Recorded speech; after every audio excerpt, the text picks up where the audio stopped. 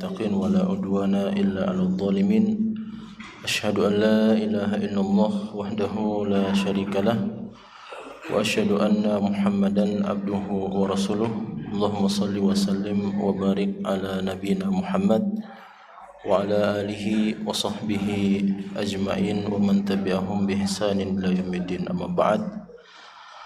Alhamdulillah, kita bersyukur kepada Allah atas limpahan karunia dan kenikmatannya kepada setiap kita. Mudah-mudahan nikmat-nikmat ini menjadi sebab kita bisa semakin mendekatkan diri kita kepada Allah. Salawat dan salam semoga senantiasa tercurahkan kepada Rasulullah Muhammad sallallahu alaihi wa ala alihi wa sahbihi wasallam. Pada kesempatan malam hari ini insyaallah kita kembali melanjutkan pembahasan hadis-hadis Rasulullah yang terhimpun di dalam kitab Al-Adabul Mufrad karya Al-Imam Al-Bukhari rahimahullah ta'ala. Dan pada kesempatan malam hari ini sebenarnya kita ingin memasuki pembahasan yang baru atau bab yang ke-8 tentang laknat dari Allah untuk orang yang melaknat ibu dan bapaknya. Namun kita melihat ternyata masih ada tersisa satu hadis dari bab yang sebelumnya jamaah sekalian, yaitu bab uquqil walidain, perbuatan durhaka kepada kedua orang tua. Nah, dalam pembahasan yang sebelumnya kita menjelaskan bahwa berbuat durhaka kepada orang tua itu adalah salah satu di antara dosa yang terbesar dari dosa-dosa besar. Jadi kemarin kita menjelaskan bahwa dosa besar itu jemaah sekalian terbagi ke dalam dua jenis, dalam dua bentuk. Ada dosa besar yang mengeluarkan seseorang dari agama Islam dan dosa besar yang tidak mengeluarkan seseorang dari agama Islam. Nah, di sini dalam hadis yang pertama yang kemarin kita sempat jelaskan, Nabi SAW menyebutkan dosa atau 3 dosa yang terbesar dari dosa-dosa besar. Yang pertama adalah al-isyraku billah, melakukan perbuatan kesyirikan kepada Allah. Kemudian yang kedua adalah wa uququl walidain, berbuat durhaka kepada kedua orang tua. Kemudian yang ketiga adalah perkataan dusta. Nah, ini 3 dosa besar yang disebutkan dalam hadis ini jemaah sekalian. Meskipun sebenarnya ini tentu saja menambah khazanah dan pengetahuan kita terhadap dosa-dosa besar yang disampaikan oleh Nabi sallallahu alaihi wasallam, karena di dalam riwayat yang lain, di dalam hadis yang lain jamaah sekalian, qauluz zur, perkataan dusta itu tidak masuk dalam 7 dosa besar yang muhlik, yang membinasakan. Kalau kita ingat, ada hadis Nabi yang sahih yang Nabi SAW bersabda di dalamnya, ijtanibu as-sab'al mubiqat, jauhilah oleh kalian 7 dosa besar. Dan 7 dosa besar itu jamaah sekalian tidak masuk di dalamnya qauluz zur, perkataan dusta. Nah, ini tentu saja menambah khazanah kita, pengetahuan dan ilmu kita bahwa dalam hadis-hadis Nabi SAW ini pentingnya memahami perkataan ulama kita yang berbunyi al-babu idza lam tujma' turuquhu lam yatabayyan khata'uhu. Jadi sebuah pembahasan itu kalau dia tidak dikumpulkan seluruh masalah-masalah atau hal-hal yang rinci di dalamnya dalam pembahasannya, maka tidak akan kelihatan yang mana yang benar dan yang mana yang salah. Makanya kebiasaan ulama kita itu jamaah sekalian, mereka kalau belajar hadis, maka satu hadis itu memang harus dikumpulkan semua jalur periwayatannya. Kapan dikumpulkan jalur periwayatannya, nanti akan kelihatan yang mana yang betul, yang mana yang salah. Nah, sama juga dalam pembahasan kita mempelajari agama Islam, dalam Al-Quran surah Al-Baqarah Allah sudah melarang kita memang tidak boleh belajar agama secara parsial, tidak boleh belajar agama secara setengah-setengah. Dalam artian bahwa seseorang itu ketika ingin mempelajari agama maka dia harus mengambil seluruhnya, dan tidak boleh mengatakan saya cukup mengambil bagian yang ini saja, adapun yang lainnya maka saya tidak amalkan. saya mau mengerjakan sholat saja, adapun bayar zakat maka tidak usah. Yang seperti ini menyelisihi perintah Allah dalam Al-Quran, ya ayyuhalladzina amanu udkhulu fis-silmi kafatan. Wahai orang-orang beriman, masuklah ke dalam agama Islam secara sempurna. Kemudian hadis yang kedua jamaah sekalian dalam pembahasan kedurhakaan kepada orang tua, hadis yang diriwayatkan dari Muhammad bin Salam. Qala akhbarana Jarir, telah mengabarkan kepada kami Jarir an Abdul Malik bin Umair, dari Abdul Malik bin Umair an Warrad katibil Mughirah bin Syu'bah. Ini dari seseorang bernama Warrad, dia adalah tukang catat atau tukang tulis dari sahabat yang mulia Al-Mughirah bin Syu'bah. Qala kataba Muawiyah ila Al-Mughirah.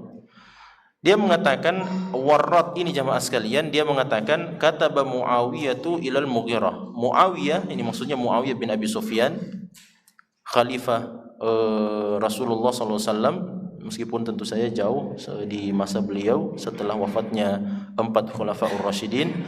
Muawiyah bin Abi Sufyan menulis kepada Mughirah bin Syu'bah, sahabat Nabi SAW yang mulia.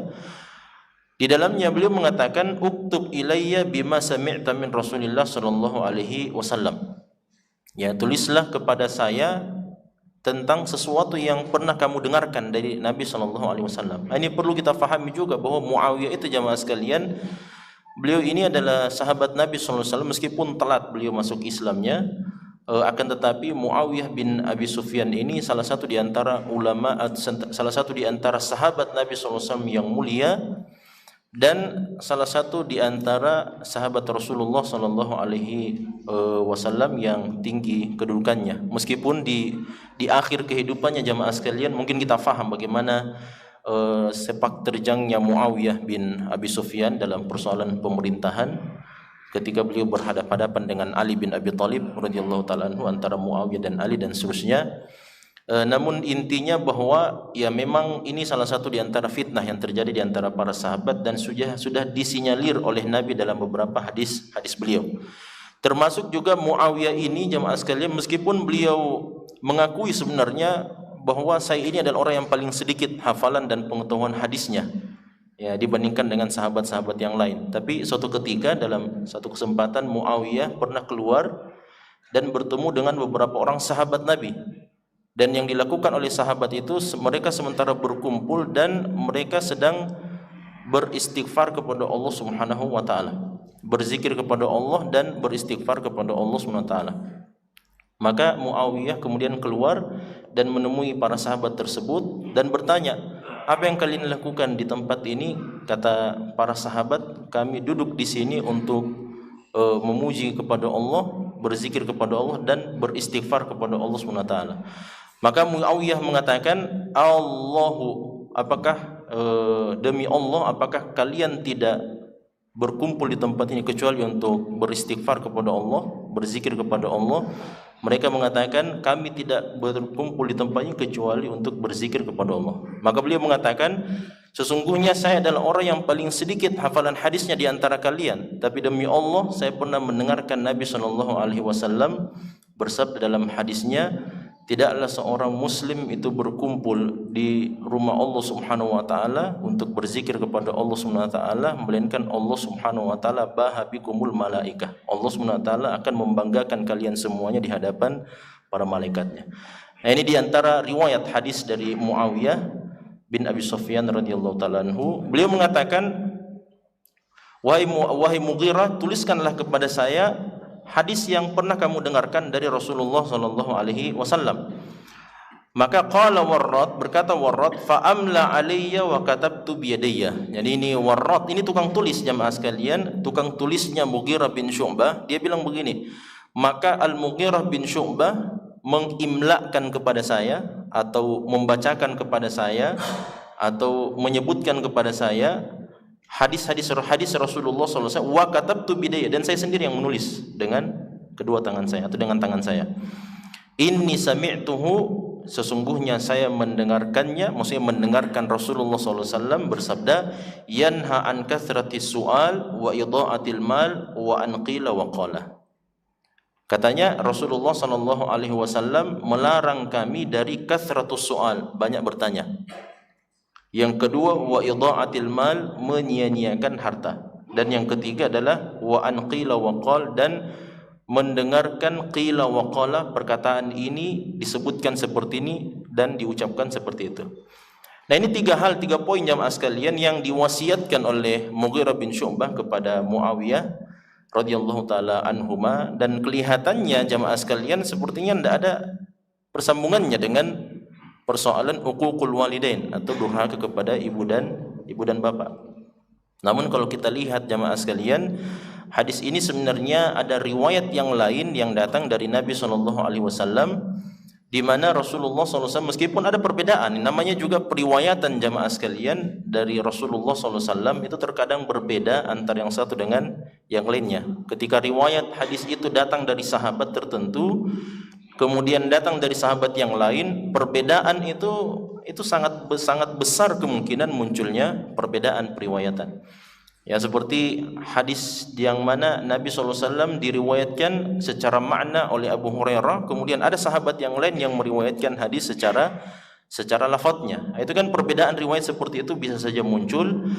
Makanya jamaah sekalian, dalam hadis yang lain itu dikatakan Nabi SAW mengatakan, bersabda, innallaha kariha lakum thalathan. Ini sudah beda ini jamaah sekalian.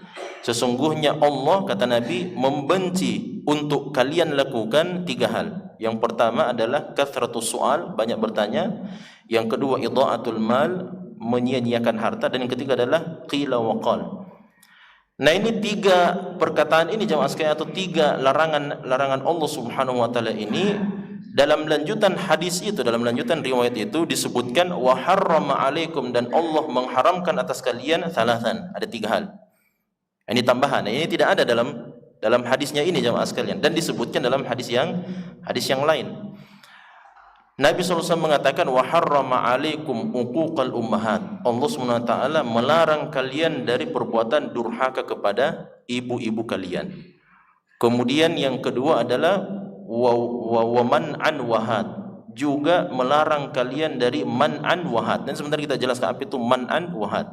Kemudian yang ketiga adalah wa wa'dal banat, dan mengubur hidup-hidup anak perempuan. Nah, ini jamaah sekalian, 6 larangan di dalam hadis ini. Dan kalau dilihat dari riwayat yang kedua yang kita sampaikan barusan ini, nampaklah bahwa hadis yang dimaksud oleh Imam Bukhari dalam bab ini tentang uququl walidain adalah hadis yang kedua itu. Ya, jadi memang ada persambungannya jamaah sekalian. Makanya kalau kita lihat di sini tidak ada persambungannya ini antara tiga larangan Nabi SAW, banyak bertanya, kemudian menyanyiakan harta, dan mengatakan ini dan mengatakan itu.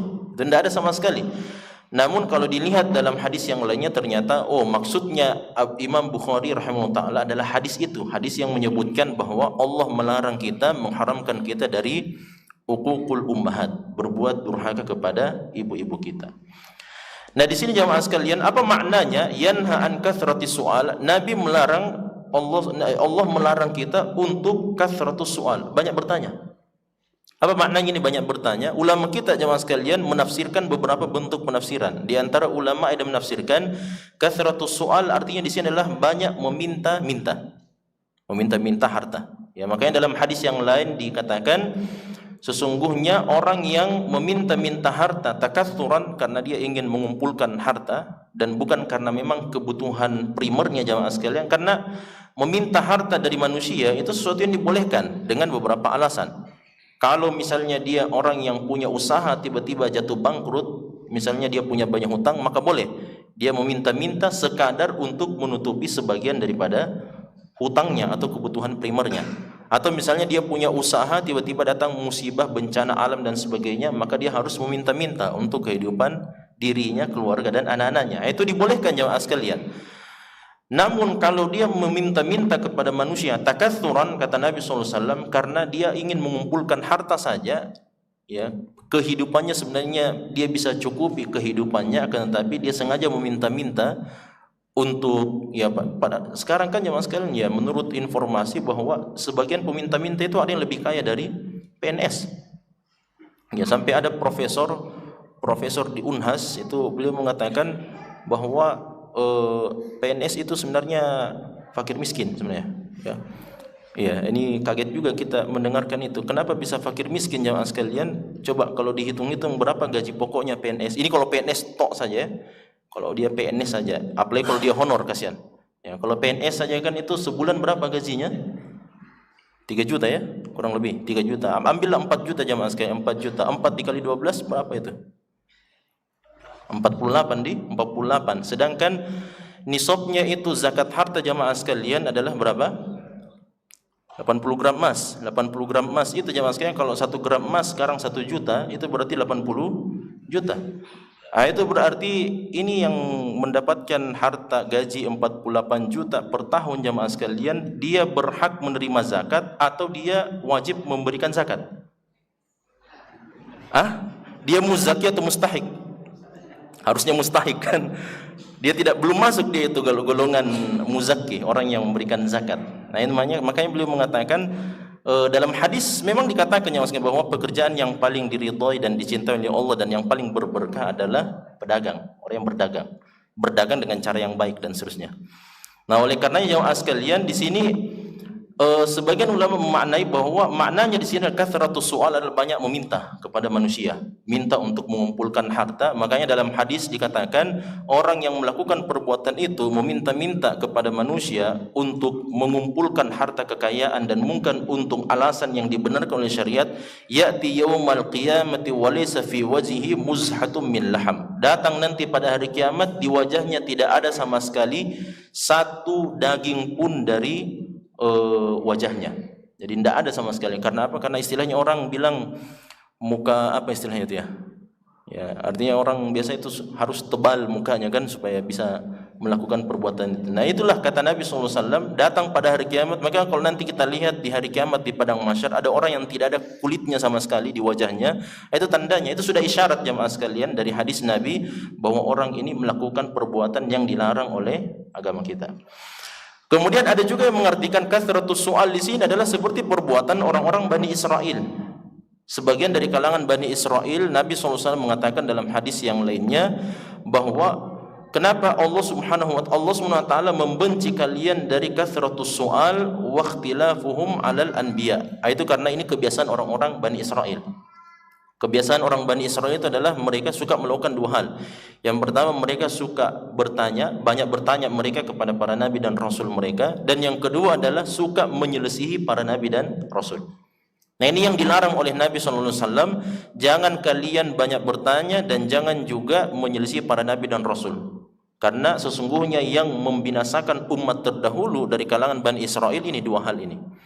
Apa maknanya banyak bertanya jamaah sekalian? Bukan artinya kalau memang kita butuh fatwa dan sebagainya kemudian kita bertanya. Enggak, maknanya bahwa kebiasaan orang Bani Israel itu seperti perintah Allah untuk untuk menyembelih sapi, misalnya sapi betina. Itu kan sudah perintah Allah SWT, sembelihlah sapi betina. Nabi Musa sudah bilang sembelihlah sapi betina, sudah selesai masalah sebenarnya. Tapi orang-orang Yahudi atau orang-orang Bani Israel pengikut Nabi Musa terus bertanya-tanya terus. Tujuannya apa? Bukan tujuannya untuk mencari tahu bagaimana hewan dan sifatnya itu hewan. Sebenarnya tujuan mereka supaya tidak jalankan perintah. Nah, makanya ketika diperintah sembelihlah sapi betina, mereka bertanya, warnanya itu sapi betina warna apa? Disebutkanlah warnanya agak kekuning-kuningan. Terus usianya berapa? Usianya tidak terlalu tua dan tidak juga terlalu muda. Terus dipakai untuk apa itu sapi betina itu? Ini kan macam-macam pertanyaannya. Sampai dalam ayat selanjutnya dikatakan hampir-hampir mereka tidak bisa mengerjakan perintah Allah SWT. Karena disebutkan dalam tafsir bahwa sifat-sifat yang disebutkan oleh Allah kepada mereka, kepada Nabi Musa AS itu tidak mereka dapatkan dimanapun juga kecuali satu ekor saja. Ya, dan bersyukurlah mereka karena mereka berhasil menemukan satu ekor itu, akhirnya mereka sembelih. Nah, ini maknanya bahwa kathratus su'al, banyak bertanya pada hal-hal yang tidak ada manfaatnya sebenarnya. Makanya dalam ayat Al-Quran Allah SWT mengatakan la tas'alu an asya'a in tubda lakum tasukum. Jangan kalian bertanya tentang berbagai macam hal, maksudnya kepada para nabi dan rasul. Kalau diwajibkan apa yang kalian tanyakan, maka justru akan mendatangkan kesulitan bagi kalian. Dan itu pernah dilakukan oleh umat terdahulu. Mereka banyak bertanya, akhirnya Allah turunkan kewajiban dari apa yang mereka tanyakan itu mereka tidak bisa kerjakan. Nah, makanya dalam hadis yang lain Nabi mengatakan, sesungguhnya orang yang paling berat siksanya kelak pada hari kiamat adalah orang yang banyak bertanya kepada nabinya, kemudian Allah turunkan kewajiban atas dasar pertanyaan orang tersebut, maka menyiksa umat manusia. Nah, itu kan pernah terjadi jamaah sekalian. Nabi mengatakan, "Innallaha qad aujaba 'alaikumul hajja." Allah SWT telah mewajibkan atas kalian ibadah haji. Ini hadisnya Nabi cuma sampai di situ saja jamaah sekalian. Ada salah seorang sahabat mengatakan, "Ya Rasulullah, afi kulli amin nuhujju?" Ini pertanyaan luar biasa. "Ya Rasulullah, setiap tahun kita harus ibadah haji?" Ini pertanyaan jamaah sekalian. Padahal Nabi sudah bilang Allah wajibkan atas kalian ibadah haji. Itu artinya antum lakukan, kerjakan ibadah haji satu kali seumur hidup, selesai. Iya kan? Harusnya kan begitu jamaah sekalian. Tapi ada sahabat yang bertanya, "Ya Rasulullah, setiap tahunkah kita pergi haji?" Kata Nabi SAW, "Lau qultu na'am la wajaba." Kalau seandainya saya bilang iya, maka Allah turunkan kewajibannya haji setiap tahun. Wala mastata'tum dzalika. Pasti kalian tidak bisa kerjakan itu. Nah, ini bayangkan jamaah sekalian. Kira-kira berapa tahun kita nih? Masa di Sidrap atau di mana itu antriannya sudah sampai 40 tahun. 40 tahun jamaah sekalian, luar biasa. Ini kan sudah sangat panjang sekali jamaah sekalian antrian untuk ibadah haji ini. Terus datang sahabat yang bertanya, setiap tahun kita ibadah haji sekali seumur hidup saja. Nah, orang Makassar bilang nasawalami, apalagi kalau mau setiap tahun jamaah sekalian. Itu tentu saja di luar daripada hikmah yang diinginkan oleh Allah SWT. Jadi maknanya kathratus soal di sini adalah banyak bertanya pada hal-hal yang tidak mendatangkan manfaat dan maslahat bagi umat Islam. Kemudian Allah juga membenci untuk kita idha'atul mal. Idha'atul mal ini masuk dalam kategori tabdzir. Dalam ayat Al-Quran kan Allah SWT sudah jelaskan, wala tubadziru tabdzira. Janganlah kalian menyia-nyiakan harta. Menyia-nyiakan harta pada hal-hal yang tidak bermanfaat sama sekali. Termasuk juga qila wa qala. Apa maknanya qila wa qala? Qila wa qala itu artinya menukil, menyampaikan, meriwayatkan perkataan-perkataan manusia yang kita sendiri tidak sebenarnya bermanfaat. Kita lakukan penukilan riwayat-riwayat itu jamaah sekalian. Nah, ini makanya bersambungan dengan hadis ini Nabi mengatakan jamaah sekalian, kafa bil mar'i an yakuna kadiban an yuhadditha bi kulli ma sami'ah. Itu kata Nabi SAW. Cukuplah seorang mukmin, seorang laki-laki, seorang pria itu dikatakan sebagai pendusta kalau dia sampaikan semua yang dia dengarkan. Artinya apa jemaah sekalian? Artinya kita kan banyak mendengarkan informasi, sampai kepada kita sekian banyak informasi. Semua informasi yang sampai kepada kita itu tidak mesti disampaikan kepada orang lain. Ya. Semua informasi yang sampai kepada kita dari istri kita tidak perlu disampaikan kepada siapa-siapa jemaah sekalian, kecuali orang yang memang berkepentingan mendengarkan info itu. Kita mendengarkan sesuatu dari atasan, dari pimpinan kita, tidak mesti disampaikan kepada semua orang, kecuali yang berkepentingan saja. Jadi salah satu di antara maknanya jemaah sekalian, kenapa seseorang itu dikatakan pendusta kalau dia sampaikan semua yang dia dengarkan, karena dia tidak akan mungkin bisa melakukan cross check terhadap setiap informasi yang sampai sama dia. Anggaplah misalnya ada 20 informasi sampai kepada kita. Bisakah kita dalam seharian itu melakukan cross check terhadap 20 berita itu kemudian kita sampaikan kepada orang lain? Itu kan tidak bisa, sulit. Nah, oleh karena jemaah sekalian, info-info, berita-berita yang sampai kepada kita dan kita sudah memastikan bahwa itu adalah berita yang benar dan harus didengarkan oleh orang lain, nah itulah yang kita sampaikan. Tapi kalau tidak harus juga didengarkan oleh orang lain, maka jangan disampaikan. Kemudian jamaah sekalian, Nabi SAW juga mengatakan dalam sambungan hadis ini, wa harrama alaikum thalathan. Allah melarang kita dari 3 hal. Yang pertama, uquqal ummahat. Ini berbuat durhaka kepada ibu. Ini sekali lagi jamaah sekalian, ketika disebutkan laki-laki, maka maknanya hukum asalnya juga adalah untuk perempuan. Ketika disebutkan untuk perempuan, maka hukum asalnya juga adalah untuk laki-laki. Nah, kecuali kalau dia ada hukum khusus jamaah sekalian. Makanya ketika disebutkan uququl ummahat, maka masuk di dalamnya juga uququl aba. Jadi durhaka kepada ibu maknanya juga ada durhaka kepada bapak. Kemudian yang kedua, Nabi melarang juga dari perbuatan waman an wahat. Man an wahat itu artinya, itu artinya melarang. Wahat itu artinya berikan. Apa maknanya jamaah sekalian? Kenapa Allah melarang kita dari melarang dan memberikan? Maknanya bahwa melarang, seseorang itu melarang keluarnya harta padahal itu adalah sebuah kewajiban. Sedangkan had itu artinya adalah meminta sesuatu padahal itu bukan miliknya, bukan haknya.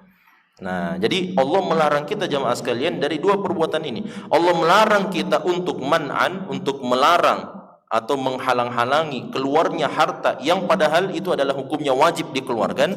Contoh misalnya kewajiban mengeluarkan zakat harta. Itu sudah kewajiban dia jamaah sekalian, sudah jatuh tempo harus dia keluarkan karena nisabnya sudah penuh, haulnya juga sudah 1 tahun. Kemudian dia menghalang-halangi dirinya dan tidak mengeluarkan harta zakatnya. Ini yang dilarang oleh Nabi SAW. Tidak boleh seperti itu. Kalau memang sudah ada kewajiban mengeluarkan harta zakat yang jamaah sekalian, maka harus dikeluarkan pada saat itu. Nah, kemudian Nabi juga melarang kita dari had. Had itu artinya berikan, meminta sesuatu yang bukan hak kita. Ini dilarang oleh Allah Subhanahu wa taala. Termasuk juga Allah melarang kita dari wa'dul banat, mengubur hidup-hidup anak-anak perempuan. Nah, sekali lagi jemaah sekalian, bukan berarti mengumur hidup-hidup anak laki-laki berarti menjadi boleh, tidak boleh. Tetap tidak boleh jemaah sekalian. Cuman ini adalah periwayatan atau informasi terhadap apa yang dilakukan oleh sebagian kabilah orang-orang Arab dahulu. Nah, ini juga perlu kita luruskan bahwa mengubur hidup-hidup anak perempuan itu bukan kebiasaan jahiliyah yang umum di semua kabilah. Ya, hanya di sebagian kabilah saja, kabilah Arab, termasuk dalamnya sebagian kabilah Quraisy yang melakukan perbuatan yang buruk seperti itu. Makanya dalam Al-Quran Allah mengatakan, wa idza busyira ahaduhum bil untha dhalla wajhuhu muswaddan wa huwa kadhim. Jadi kalau diinformasikan bahwa anak yang lahir itu adalah anak perempuan, anaknya adalah anak perempuan, maka wajahnya menjadi hitam dan dia sangat marah. Karena apa? Mereka ketika dilahirkan anak perempuan, karunia anak perempuan itu mereka sangat menjaga aib untuk keluarganya, karena anak perempuan itu adalah aib. Ya, anak perempuan aib jamaah sekalian. Meskipun juga ketemu malam pertama dengan perempuan. Iya, kalau ketemu dengan malam perempuan, bukan dengan laki-laki jamaah sekalian, tapi dengan perempuan juga mereka ketemunya. Cuman mereka tidak senang sekali dengan perempuan. Bahkan mereka anggap perempuan itu seperti barang dagangan, diperjualbelikan. Nah, tidak ada kehormatan, tidak ada kemuliaan sama sekali. Datang agama Islam, Islam menjelaskan kemuliaan dan kehormatan wanita, maka diletakkan pada posisi yang paling pas. Nah, oleh karena jemaah sekalian, kebiasaan orang Arab itu, kenapa kalau sudah lahir anak perempuan, sebagian di antara mereka, dan tidak benar jemaah sekalian kalau dikatakan bahwa Umar bin Khattab pernah melakukan perbuatan ini. Dalam kajian yang lain kita pernah sampaikan, ini di antara informasi dusta atau hoax yang dilakukan oleh orang-orang Syiah Rafidhah yang ingin mendiskreditkan seorang Umar bin Khattab radhiyallahu taala anhu. Buktinya apa? Mereka bilang bahwa Umar bin Khattab pernah membunuh atau mengubur hidup-hidup anak perempuannya. Buktinya kalau pernah dilakukan oleh Umar bin Khattab, maka istrinya Nabi SAW bernama Hafsah, kakak tertuanya Ibnu Umar, ternyata masih hidup. Kalau seandainya Umar bin Khattab pernah melakukan perbuatan itu. Olehnya tidak benar jemaah sekalian, hanya sebagian kecil, sebagian di antara kabilah orang-orang Quraisy atau kabilah Arab yang melakukan perbuatan itu, namun diceritakan dalam Al-Quran sebagai dosa yang sangat besar, sampai Allah mengatakan wa idzal mau'udatu su'ilat. Dan pada hari kiamat itu adalah hari di mana anak-anak kecil kalangan wanita itu dibangkitkan oleh Allah dari kubur mereka dan ditanya, kenapa kalian, atas dosa apa kalian dikubur hidup-hidup? Nah, ini karena besarnya dosa itu jamaah sekalian, makanya Allah melarang kita dari perbuatan tersebut. Jamaah yang dirahmati Allah Subhanahu wa taala, di waktu yang tersisa ini kita pindah pada pembahasan yang baru, yaitu bab la'anallahu man la'ana walidayhi. Allah melaknat orang-orang yang melaknat ibu dan bapaknya. Nah, ini pembahasan ini jamaah sekalian pernah juga disampaikan oleh Nabi SAW ketika Rasulullah SAW mengatakan, inna min akbaril kabair an yasubbar rajulu walidahu. Ini kurang lebih maknanya hampir sama jamaah sekalian. Nabi mengatakan sesungguhnya di antara dosa yang paling besar itu adalah ketika seorang anak mencela bapaknya sendiri atau mencela ibunya sendiri. Maka bertanya orang-orang, para sahabat pada saat itu, wahal yasubbur rajulu walidahu, ya Rasulullah, ini menurut mereka itu tidak masuk akal itu kalau ada anak yang mencela bapaknya sendiri, ada anak yang mencela ibunya sendiri. Makanya spontan para sahabat bertanya, ya Rasul, wahal yasubbur rajulu walidahu, adakah anak yang mencela bapaknya sendiri? Artinya tidak terbesit dalam pikiran mereka bahwa ada anak yang mencela kepada bapaknya. Makanya Nabi mengatakan, di antara dosa terbesar adalah seorang anak yang mencela bapaknya sendiri. Maka langsung ditanya sama sahabat, adakah orang yang seperti itu? Nah, kalau kita seandainya kita yang mendengarkan jamaah sekalian di zaman ini, cocok memang. Jawabannya pasti begitu, cocok. Karena sudah saking banyaknya. Jangankan mencela jamaah sekalian, membunuh bapak sendiri kan ada. Membunuh ibu sendiri. Bahkan ada yang berkomplot adik kakak membunuh bapaknya, adik kakak membunuh ini dan seterusnya. Waliyadzubillah. Yang lebih keji juga adik kakak, mohon maaf jamaah sekalian, menzinahi ibunya sendiri. Waliyadzubillah. Ini hal-hal yang buruk, sangat buruk seperti ini jamaah sekalian, itu sudah terjadi di tengah-tengah masyarakat kita. Nah, di sini dalam hadisnya Nabi SAW dari Abi Tufail qala su'ila Aliun radhiyallahu ta'ala anhu. Ini Ali bin Abi Thalib radhiyallahu ta'ala anhu itu pernah ditanya, hal khassakumun Nabi sallallahu alaihi wasallam bi syai'in lam yakhussa bihi an-nasa kafatan. Ini pertanyaan. Jadi sebab munculnya hadis ini jamaah sekalian itu adalah pertanyaan beberapa orang kepada Ali bin Abi Thalib radhiyallahu ta'ala anhu, apakah Nabi Muhammad pernah mengkhususkan kepada anda wahai Ali sesuatu ilmu yang tidak disampaikan kepada umat manusia. Nah, ini mirip-mirip jamaah sekalian dengan ada juga hadis yang lain namanya hadis Abu Juhaifa. Itu beberapa orang sahabat itu bertanya kepada Ali bin Abi Thalib, beberapa tabi'in bertanya kepada Ali bin Abi Thalib, apakah pernah Nabi Muhammad memberikan informasi, wahyu dan sebagainya kepada anda wahai Ali dan tidak disampaikan kepada sahabat yang lain. Nah, ini jamaah sekalian, ulama hadis menjelaskan bahwa sudah mulai muncul di sini cikal bakal rujuk kepada sejarah. Sebenarnya ketika muncul itu fitnah orang-orang Khawarij, orang-orang Khawarij itu artinya orang-orang yang mengkafirkan umat Islam secara umum, khususnya para pemerintah di masa itu. Mereka kafirkan Utsman bin Affan, pemerintah. Mereka kafirkan Ali bin Abi Thalib dan pemerintahannya. Makanya ketika muncul ini orang-orang Khawarij, datang yang bertolak belakang dari Khawarij. Siapa itu? Itulah yang disebut sebagai orang-orang Syiah. Orang-orang Syiah ini jamaah sekalian, orang-orang yang apa maknanya orang Syiah di masa itu jamaah sekalian? Artinya orang yang ingin menolong siapa? Ali bin Abi Thalib radhiyallahu ta'ala anhu. Nah, inilah makanya ini berbenturan ketika orang Khawarij itu memerangi Ali, maka muncullah ini dari kalangan keluarga Ali bin Abi Thalib untuk kepada sahabat-sahabat yang lain. Nah, ternyata dalam hadis itu juga, dalam hadis ini disebutkan, beliau mengatakan ma khassana Rasulullah sallallahu alaihi wasallam bi syai'in lam yakhuss bihin nas. Jadi tidak pernah Nabi Muhammad itu mengkhususkan kepada kami, kepada keluarganya. Ini kan keluarganya Nabi kan? Sepupunya Nabi SAW, menantunya Nabi SAW. Tapi ternyata Ali mengatakan tidak pernah Nabi mengkhususkan kepada kami sesuatu yang tidak disebutkan kepada umat manusia. Jadi tidak ada khususan sama sekali.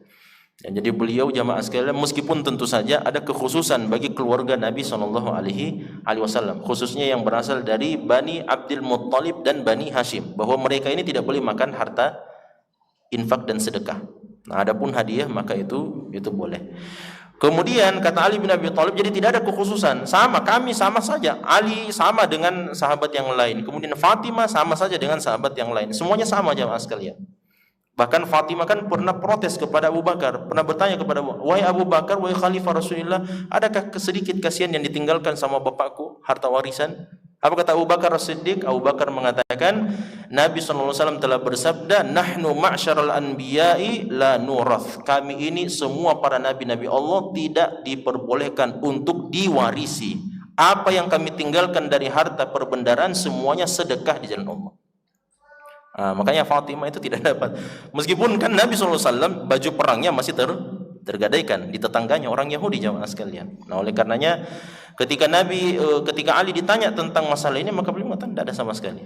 Tidak ada yang dikhususkan oleh Nabi SAW kecuali, nah kata beliau, illa ma fi qirabi sayfi, kecuali apa yang ada di pegangannya ini pedangku.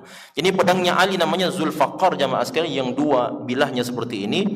Itu kata Ali bin Abi Thalib, di gagangnya itu jamaah sekalian, itu dia masukkan semacam kertas, itu digulung-gulung seperti ini, namanya Sohaifah, Sohaifatu Ali bin Abi Thalib. Sohaifah itu adalah lembaran, ditulis di dalamnya oleh Ali bin Abi Thalib beberapa ilmu-ilmu yang beliau dapatkan dari Nabi SAW, yang beliau pelajari dari Nabi. Nah, di antaranya jamaah sekalian yang beliau tulis di situ adalah wa fiha maktubun, dan di dalamnya tertulis la'anallahu man dzabaha li ghairillah. Allah melaknat orang yang menyembelih selain karena Allah SWT. Orang menyembelih hewan, dia menyembelih apa, misalnya dia sembelih kambing, unta dan sebagainya, kemudian dia sembelih bukan untuk lillahi ta'ala, maka ini mendapatkan laknat dari Allah SWT. Kemudian yang kedua, la'anallahu man saraka manaral ardi. Allah melaknat orang yang mencuri tanda atau penanda tanah. Apa maknanya jamaah sekalian? Maknanya contoh misalnya ini pagar tak di sini misalnya, ini bendera kita. Ini contohnya misalnya ini penanda pagar kita jamaah sekalian, atau pagarnya orang, tanahnya orang, kemudian kita pindahkan sedikit supaya tambah lebar tanah tak. Ini dilarang dan mendapatkan laknat dari Allah SWT.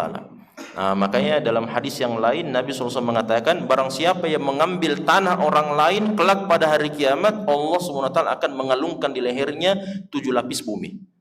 Nah, ini kan bumi kan 7 lapis sebenarnya kan. Langit sebagaimana dia 7 lapis jamaah sekalian, bumi juga 7 lapis. Maka kalau seandainya kita ambil tanahnya tetangga tak setengah meter, maka setengah meter, kayaknya sedikit itu setengah meter Ustaz. Berapa tonji setengah meter? Iya setengah meter, tapi 7 lapis ke bawah. Itu semuanya akan dikalungkan di leher kita, dan akan kelak pada hari kiamat kelihatan itu orang-orang yang dikalungkan. Kita lihat di padang mahsyar jemaah sekalian, kalau ada orang yang kita lihat di lehernya itu ada lapisan tanah berlipat-lipat, itu tandanya pernah mencuri tanahnya orang lain, tetangga. Kalau kita lihat ada orang yang dia angkat Kijang Innova di belakangnya, itu berarti dia pernah korupsi Kijang Innova. Itu jelas memang begitu punya hadisnya yang seperti, meskipun bukan Kijang Innova disebut sama Nabi SAW. Nabi mengatakan, saya tidak akan membantu seorang pun di antara umat saya yang datang pada hari kiamat meminta syafaat dari saya, di atas pundaknya ada seekor unta yang mengeluarkan suara, atau seekor kambing yang mengembik mengeluarkan suaranya. Nabi SAW tidak bisa bantu.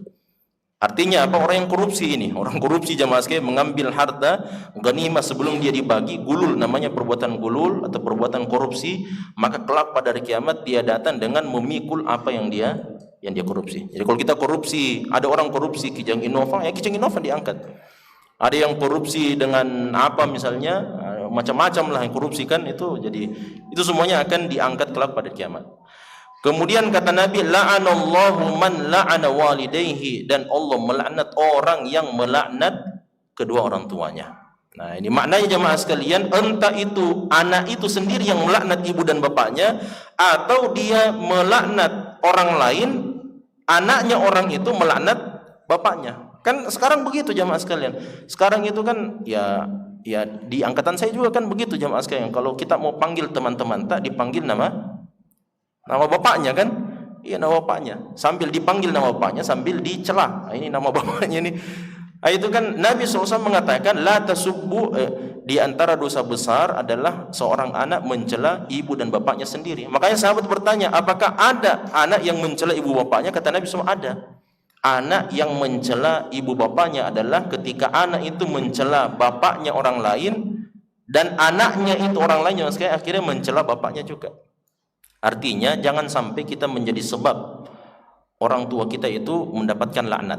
Jangan sampai kita menjadi sebab orang tua kita itu dicela. Jangan sampai kita menjadi sebab orang tua kita itu mendapatkan mudarat. Itu maknanya jamaah sekalian. Nah, padahal Nabi kita Muhammad SAW itu diutus oleh Allah dalam hadis yang sahih. Nabi mengatakan, inni lam ub'ats la'anan. Kata Nabi, saya tidak diutus oleh Allah sebagai tukang laknat. Wa inna ma bu'ithu rahmatan. Saya ini diutus menjadi rahmat. Makanya ketika para sahabat itu disiksa dan sebagainya, maksudnya seperti Bilal bin Rabah, Khabbab bin Arad dan sebagainya, kemudian Ammar bin Yasir, itu kan banyak disiksa jamaah sekalian. Makanya sebagian sahabat ada yang datang kepada Nabi. Bahkan Umar bin Khattab bertanya, ya Rasul, alasna ala haqqin, ya Rasul, bukankah kita ini di atas kebenaran? Kata Nabi, iya betul kita di atas kebenaran.